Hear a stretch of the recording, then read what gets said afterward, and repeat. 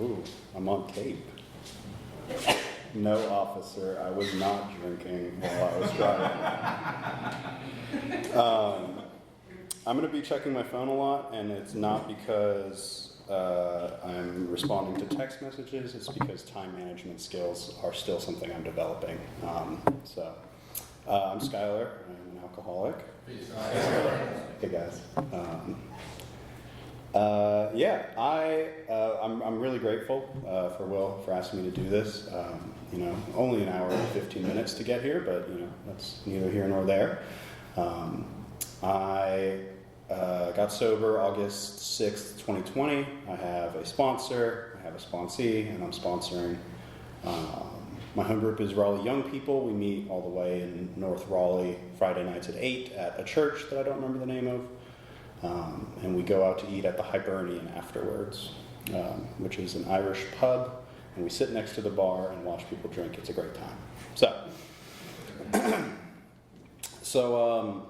Thank you all for being here. And I'm either sorry or you're welcome in advance, depending on how this will go. I got sober at 18. I'm 23 now. Coming up on 5 years pretty soon. Knock on wood. And getting sober young, it poses, there's a couple of challenges for me that I found getting to the point where I could admit that I was an alcoholic and that my life was unmanageable. One of the main things that I used in the beginning as an excuse to say that, this isn't me, this isn't my life, I don't belong here, was just comparing myself to everyone else. It's like, I'm 18. I don't have a wife that I was divorced from. I've never been to jail. I never got fired from a job because I didn't have one. So like those are easy ways for me to say that I don't belong here. But what really kept me coming back was the emotions. It was the feelings of loss, despair, loneliness, isolation. So hopefully I'll try to relay as much of those feelings as possible. I'm going to try to get through my early career as quick as possible, but I do think it's relevant just to kind of paint a picture of who I used to be versus who you see standing before you. Before I even started drinking, middle school, high school, I was self-harming. I was incredibly depressed and anxious. I had a lot of this thing called cognitive dissonance, which, if you don't know what that is, it's essentially when your morals, beliefs, values don't line up with what's going on around you, either through your actions or the actions of other people. And I constantly found myself doing things that I felt bad about doing, right? Telling lies to try to fit in, saying something really hurtful to people intentionally, and just having this voice in the back of my head saying why are you doing this? I was very unequipped to deal with these feelings as a middle schooler. And so, naturally with all of these complexities and this anxiety and this fear, the only reasonable solution was to get drunk all the time, right? It was going to be the way that I fit in with people, that I could stop worrying about other people. And I knew that that's what alcohol could do for me. So when I started drinking, that's what the goal was. It was to not have to worry. It was to have that air conditioning off, and be kind of just free to be as morally unjust, as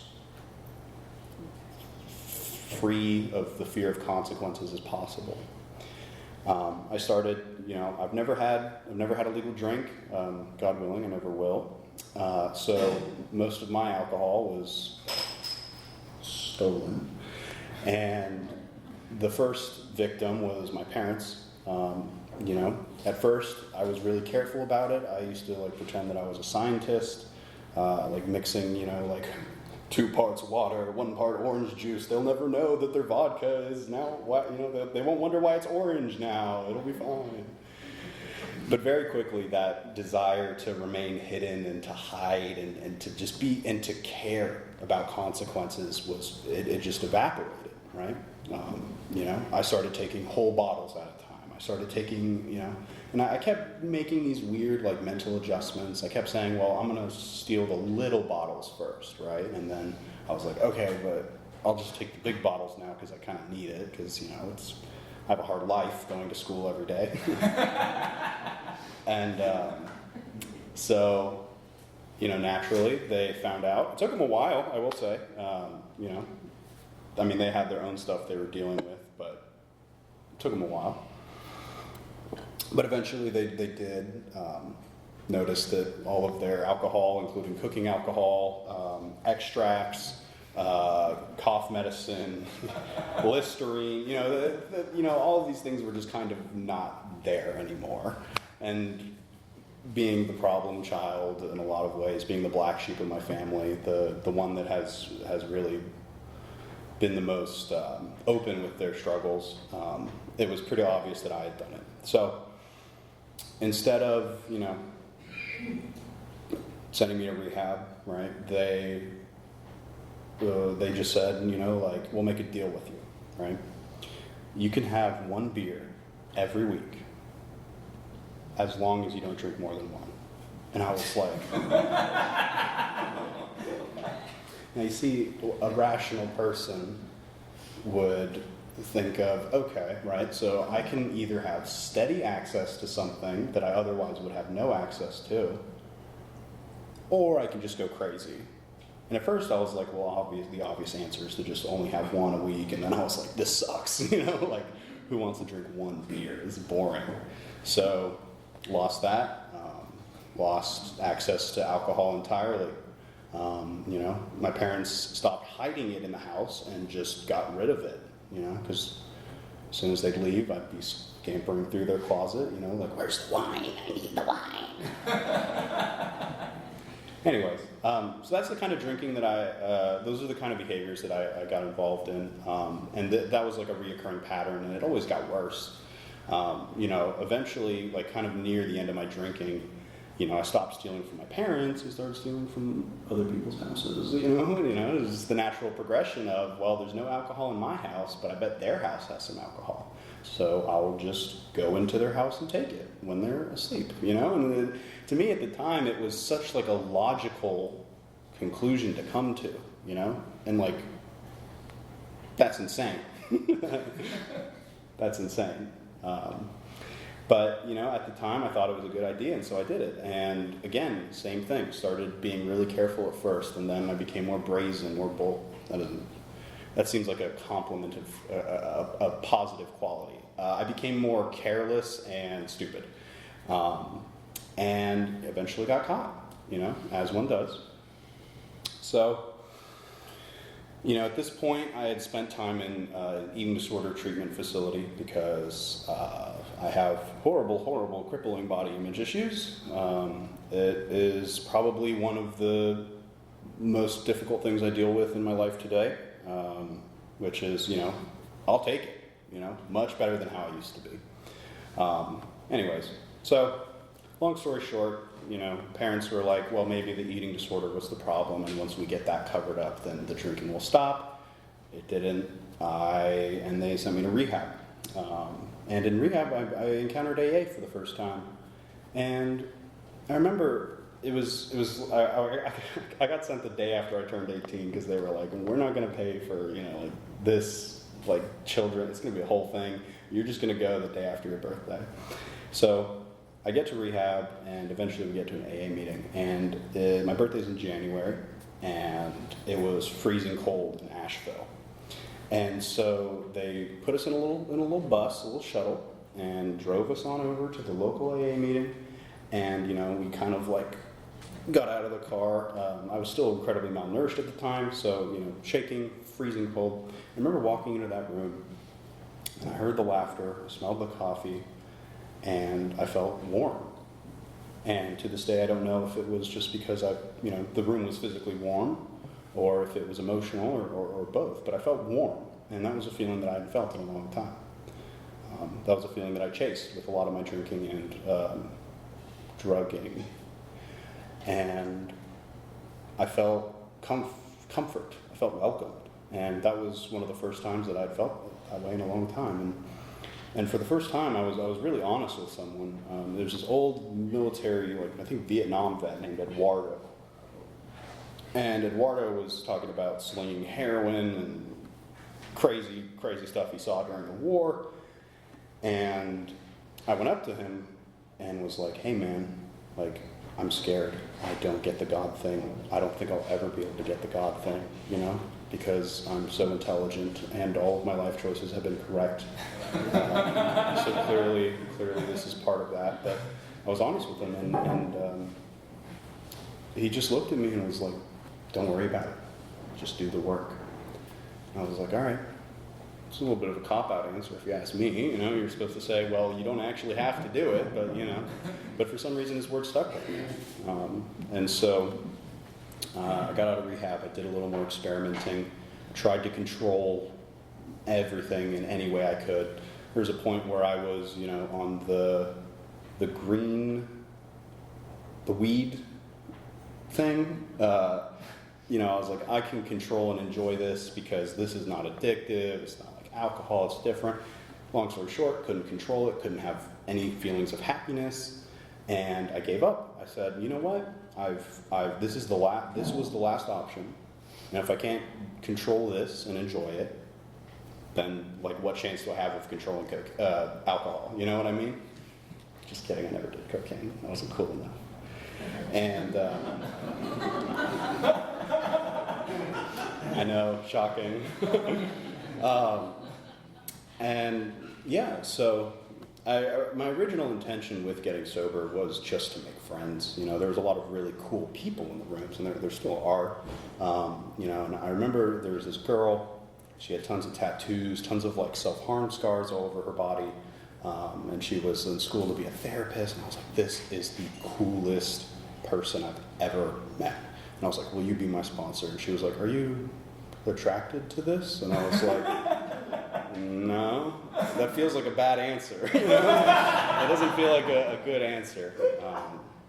And so we started going through the steps. And I remember, you know, step one, that was pretty simple. You know, my life was unmanageable. I was miserable, never had a job, never had any long-term relationship. Like, it was pretty obvious to me, at least at the time, that whatever I was doing was not working. I was miserable. I was lonely.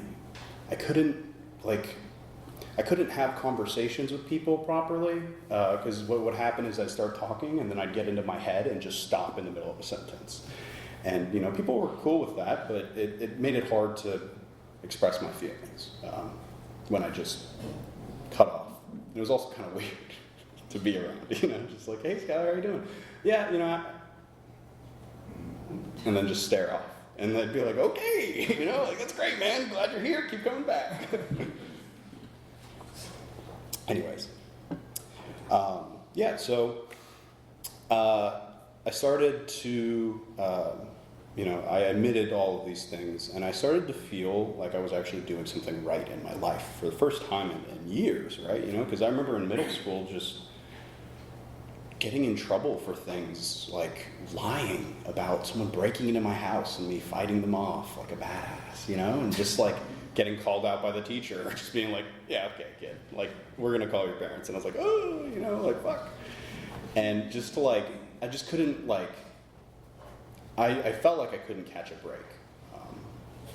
And I felt like I was completely out of control. Like, the things I was saying were not things that I meant, but then they were, and it was just this whole confusing blob. And I finally felt like I was on the right path.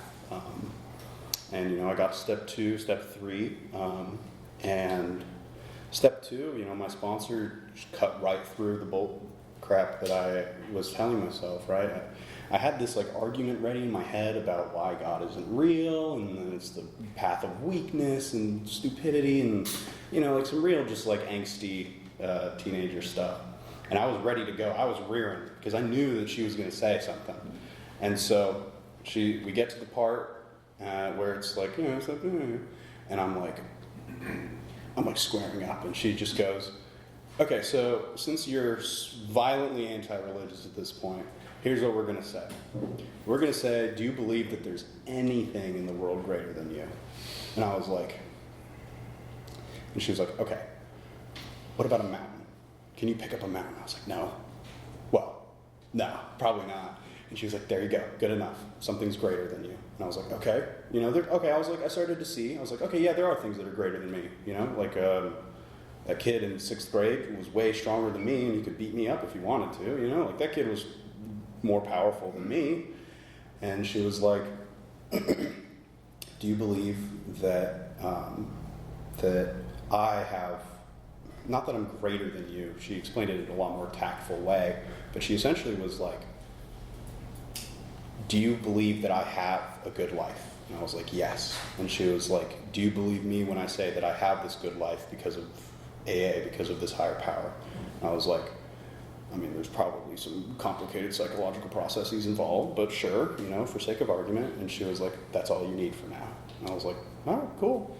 Step 3, no different, you know. It was cut right through. I was getting ready to argue, and she was just like, are you willing to continue working the steps? And I was like, well, yeah, you know, I feel like I have more purpose in life. I feel like I'm affecting positive change in not only myself, but also in the people around me, you know? I'm not showing up, I'm allowed to pick up my siblings in a car without the fear of me being absolutely wasted or not showing up. But anyways, so step 4 and 5, I got through pretty quickly, you know. I was very paranoid of sitting on the 4th step because, you know, that was all everyone ever talked about at 4th step meetings. So I got through it as quick and as efficiently and as thoroughly as I could. I held nothing back. I started from the kid that pants me in my Spider-Man bouncy house and when I was 3 years old, you know. Like, I started all the way back. I went through, I talked about the bullies and all this stuff, and my sponsor gets, you know, I read everything, and he's like, all right, cool, you know, that's cool. Where's your mom? I was like, I love my mom. And he was like, okay, sure you do, buddy. Sure you do. Sure you're not just boiling in resentment, and anytime she asks you to do anything or even how you're doing, you don't, you know, react in a burst of rage and anger.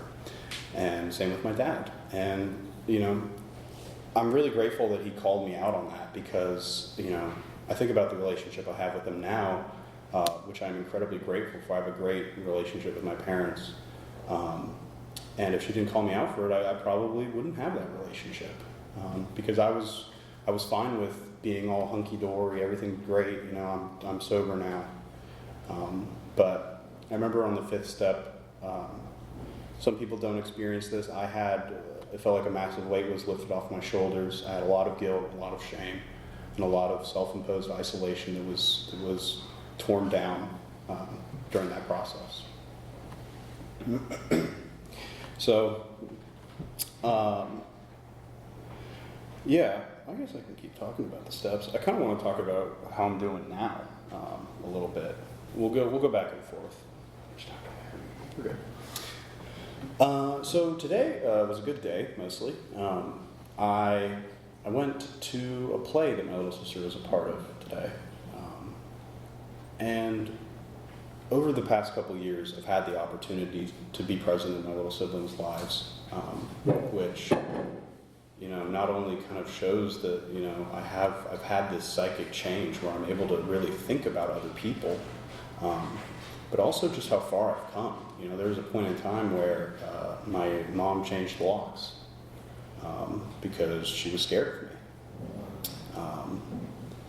And to not only like be invited, but be asked to be a part of their lives is incredible. I've been to every single play of my little sister, except for one, but that was like a thing, and it didn't count. I've been to almost every single one of my little sister's plays because I know it's something that she cares about, and even if right now she doesn't realize that, you know, she wants me there, you know, I look back on how I felt as a kid, and when my siblings or my parents weren't at my soccer games, it was kind of sad, even though I'd never admit it. So, same with my little brother. I actually got him a job. We work together. It's awful. It's great. You know. And it's just night and day, who I am versus who I was, They used to have to be very careful what they said around me because I would be angry. I'd get mad. I'd yell at them. I'd make them feel small and weak and pathetic, like they didn't belong. And today, my little sister has been struggling with panic attacks. And I'm able to sit down with her and say, hey, if you don't want to talk about it, cool. You're in therapy, so good enough for me. But I'm here if you want me to be. I have experience with a lot of this stuff. I'm raw dogging life, as they say, right now. And it can be pretty brutal sometimes.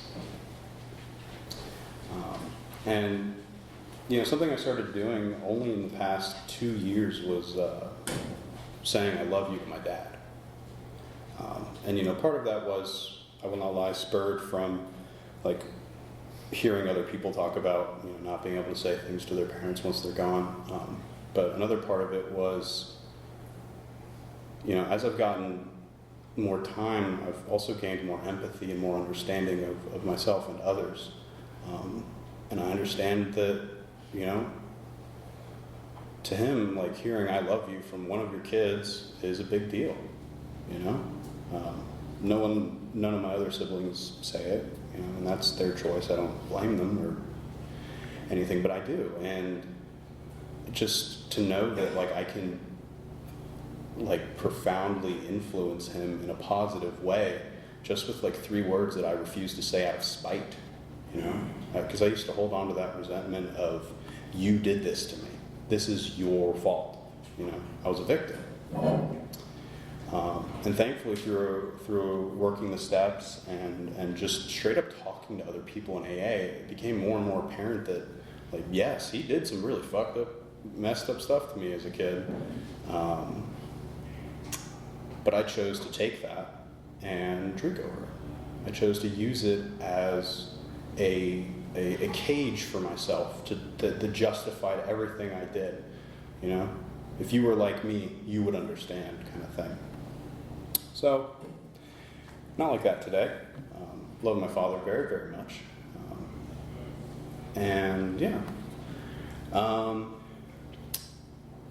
I've been through a couple of really challenging things. One of the most challenging has been a relationship, actually.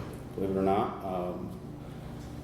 I had my heart ripped from my chest and thrown on the ground and stomped on a bunch of times, this whole thing. And I think that was actually, I had 3 years when we broke up, and that was actually, the worst I'd felt since I was a child. And I remember I had this moment where I was just praying, begging, please God, please help me. Show me how to be of service. Show me how to not be stuck in this horrible, horrible place. And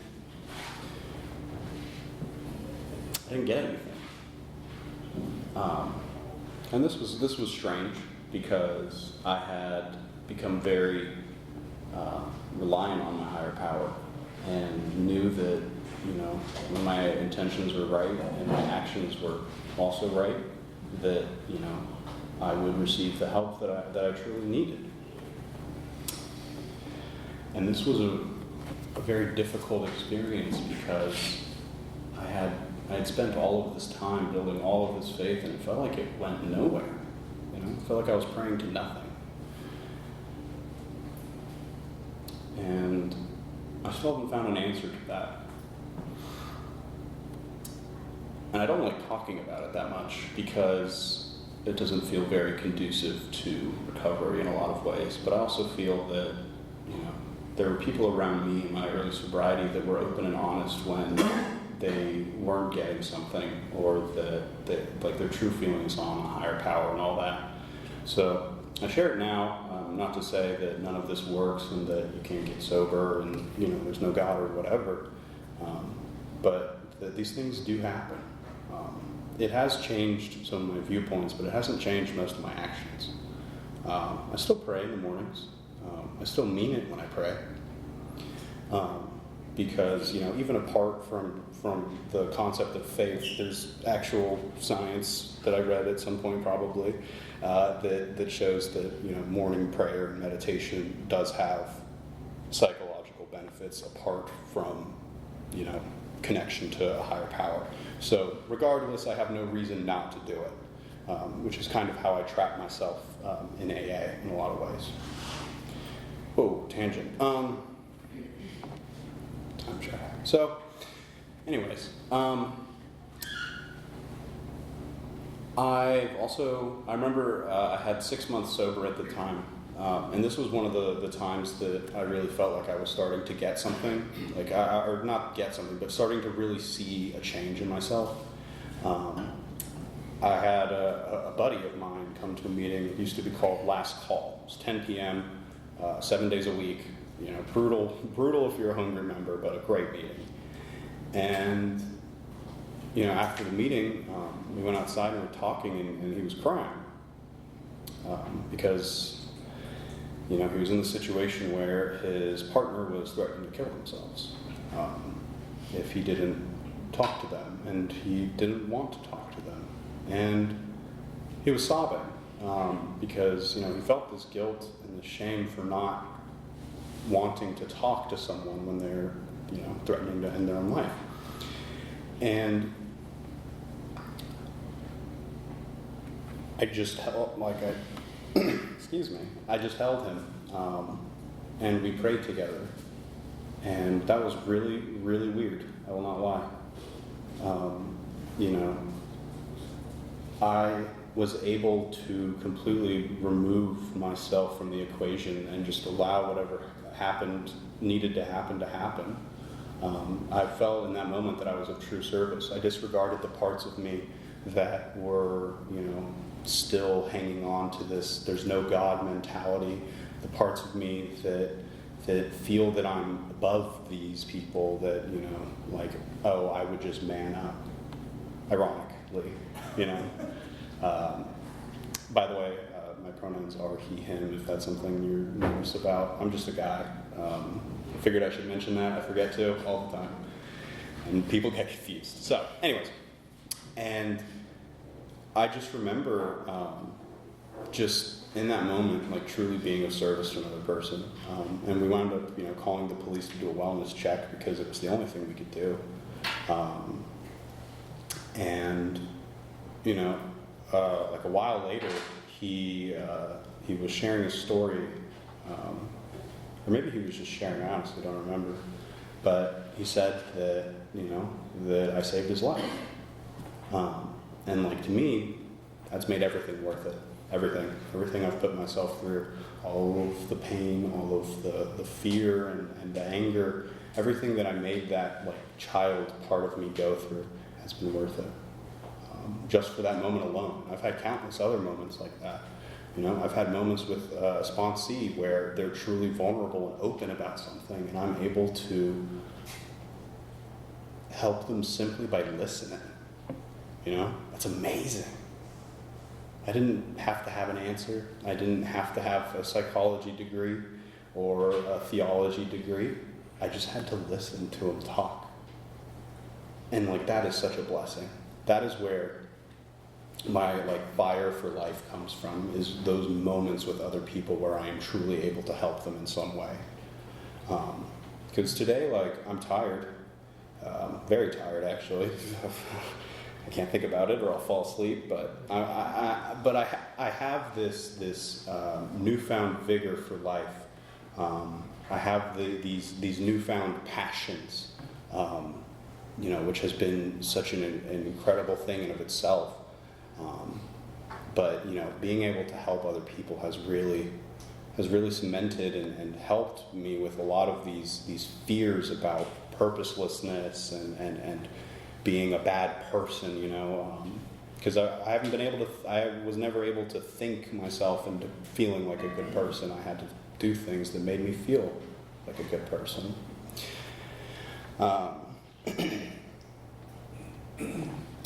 What are some other key points in my life? Oh, totally forgot. Okay, 6 and 7. I got a list of words that I already knew. I've always been a very self-aware person. And so for me, the value of 6 and 7 did not come from receiving a list of character defects. It came from the actions associated with that list. I was able, at the time, I was truly open and ready and willing at the time. Things have changed. To be rid of all of these things, because I truly could not stand who I was, even then. Steps 8 and 9 is where I started to really see a lot of change as well.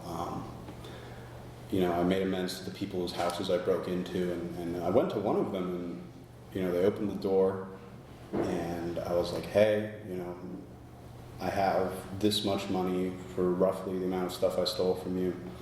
And with the most gentle and kind voices and smiles, they said, don't worry about it, son. You just keep doing the right thing. And I was like, are you sure? Because I broke into your home, it wasn't like a cute, oh, I'm sorry, I knocked over your mailbox. It was very serious, a very serious thing. You could have shot me, But no, they were so kind and so gentle with me, and I thank God, because I needed that at the time. If they had slammed the door in my face and said you're a piece of shit, kill yourself, I probably would have.